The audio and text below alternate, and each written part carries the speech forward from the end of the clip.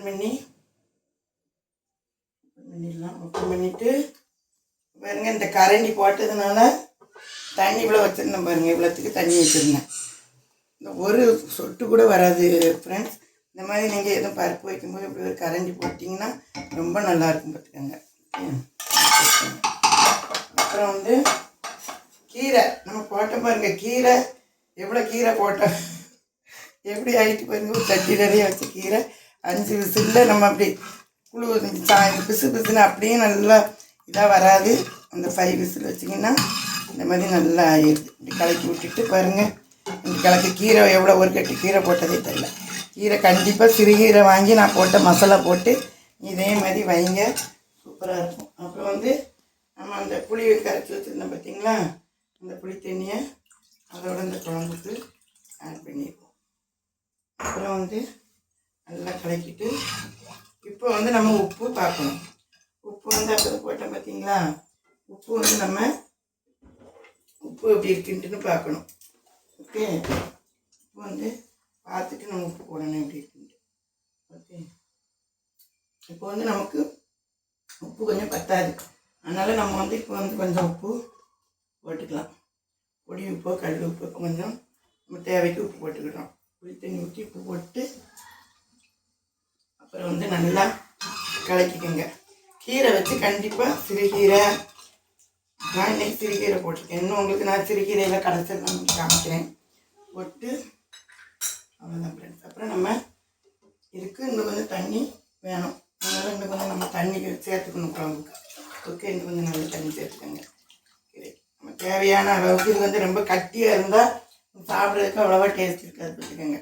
அதனால் இந்த அளவுக்கு நீங்கள் குழம்பு கூட்டி வச்சுக்கணும். தக்காளி பாருங்கள், இப்படி தக்காளிலாம் துண்டு துண்டாக கிடக்கணும், கரைஞ்சிடக்கூடாது.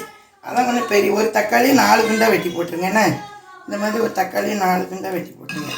இன்னமும் வந்து நம்ம குழம்பை எப்படி தாளித்து வைக்கணுங்கிறத பார்க்குறேன். இதுக்கு மசாலாவே இவ்வளோ தான். உங்களுக்கு தேங்காய் எதுவுமே தேவை கிடையாது.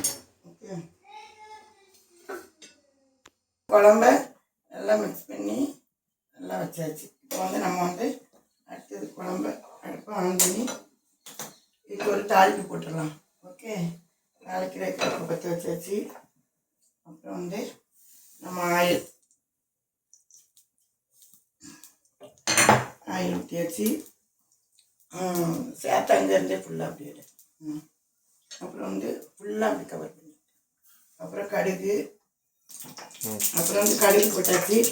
அப்புறம் வந்து இப்போ என்ன பார்த்தீங்களா, அந்த சோம்பு, வெந்தயம், சீரகம் அதை நம்ம அப்படி போட்டுருந்தோம். ஓகே, வாசனைக்கு இதெல்லாம் ஹைலைட்டு. அப்புறம் வந்து கருவேப்பிலை சிம்மில் வச்சுக்கோங்க. அப்புறம் நல்லா கருவேப்பிலை இதையும் சிம்மில் வச்சுக்கோங்க. கருவேப்பிலை அப்புறம் வந்து 2-3 காஞ்ச மிளகா வச்சுக்கணும் பார்த்தீங்களா. நல்லா தேங்காய் எண்ணெய் ஊற்றி சாலிங்க நல்லா வாசனை வரும். நாளைக்கு தேங்காய் எண்ணெய் தான் ஊற்றிட்டேன். அப்புறம் வந்து நல்லா கிண்டிட்டு அப்புறம் வந்து வெங்காயம் போடுறோம். வெங்காயம் போட்டு நல்லா கிண்டி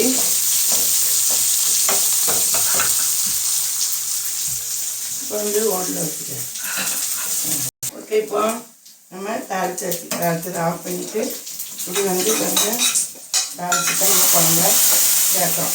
வச்சுட்டு அப்புறம் இது கொஞ்சம் தண்ணி கலந்து தேவையான குழம்பு ஊற்றிக்கலாம். ஓகே, அப்புறம் வந்து நல்லா குழம்பு இப்படி நல்லா கிண்டி விட்டுருங்க. கிண்டி விட்டுட்டு குழம்பு இந்த கீரை குழம்பு நல்லா பாருங்கள். எப்படி கீரை நம்ம போட்ட பூண்டு, வெங்காயம், பச்சை மிளகாய், உங்கள் வீட்டில் ஒரு காய் இல்லைன்னா கூட ஒரு கட்டு கீரை, அப்புறம் வந்து 2 பச்சை மிளகாய், ஒரு சாம்பார் வெங்காயம், ஒரு பூண்டெல்லாம் போட்டு இப்படி மணமணன்னு நல்லா கீரையில் அயன் சத்து இருக்குது. அப்புறம் வந்து முடிக்கு நல்லது. அப்புறம் கீரை ஒரு நல்லா நமக்கு ஹெல்த்தியான ஒரு குழம்பு, கீரை குழம்பு. அப்படி இதே மாதிரி நீங்கள் நான் கொடுக்குற அந்த பொருளெல்லாம் வச்சு ஒரு கீரை குழம்பு நீங்கள் வைங்க. அப்புறம் எப்படி நம்ம அந்த கீரை பிறகு அடுப்பை ஆஃப் பண்ணிடுவோம். ஓகே, இப்போ நம்ம அந்த குழம்பு எப்படி இருக்குன்னு உங்களுக்கு நான் டேஸ்ட் பண்ணி காட்டுறேன். ஓகே, நல்லா அப்படி எடுத்து குழம்பு நல்லா அப்படி ஊற்றி பூண்டு, வெங்காயம் பாருங்கள். கீரை நம்ம ஒரு கட்டு கீரை போட்டோம் பார்த்தாங்களா ஃப்ரெண்ட்ஸ். கீரையை பாருங்கள், அந்த ஒரு கட்டு கீரை அப்படியே நல்லா ஜூஸியாக நீங்கள் இப்படி ஊற்றி வச்சு அடுப்பு ஆஃப் பண்ணியாச்சு. நல்லா இந்த மாதிரி ஊற்றிக்கங்க. ஊற்றி நல்லா கீரையை மேட்ச் பண்ணி அப்படி எடுத்து சாப்பிட்டு பாருங்கள். கீரை குழம்பு நல்ல சத்தான ஒரு குழம்பு. நீங்கள் வச்சு பார்த்துட்டு கமெண்ட் பாக்ஸில் சொல்லுங்கள். நான் சிறு கீரை இன்னைக்கு வச்சுருக்கேன். இன்னும் உங்களுக்கு வேறு எல்லா கீரையும் வச்சு காமிக்கிறேன். அப்புறம் சாப்பிட்டு பார்த்துட்டு உப்பு, அந்த சீரகம் எல்லாத்தோட அந்த கீரை மணம் எல்லாம் சூப்பராக இருக்குது. இந்த மாதிரி நல்லா ஜூஸியாக எடுத்து அதோட அந்த தக்காளி பழம்லாம் பாருங்கள் இப்படி இருக்கும். வெங்காயத்தை பாருங்கள் முழுசாக. இந்த பச்சை மிளகாய் போட்டோம் பார்த்தீங்களா, அப்படி எல்லா வாசனை உங்களுக்கு. குழம்பு வச்சு பிள்ளைகளுக்கு நல்லா அப்படியே கொடுங்க, அப்படி சாப்பிடுங்க. அப்புறம் என் சேனலுக்கு லைக் பண்ணுங்கள், ஷேர் பண்ணுங்கள், சப்ஸ்கிரைப் பண்ணுங்கள். Okay friends, thank you, by.